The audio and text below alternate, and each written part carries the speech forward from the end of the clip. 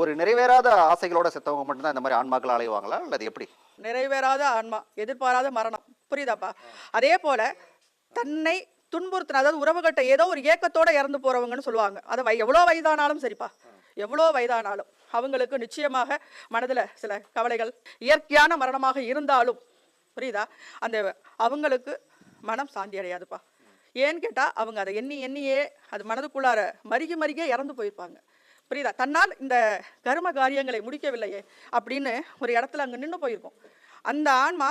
இதே இடத்துல புரியுதா, அம்மா இப்படி பெருமைப்படுத்தி பேசலை, இங்கே இருக்கிற குழந்தைங்க எல்லாருக்குமே எப்படியும் வந்த குழந்தைங்க இருப்பாங்க, 10 வருட காலம் வந்துட்டு இருக்கிற குழந்தைங்களும் இருப்பாங்க. புரியுதா?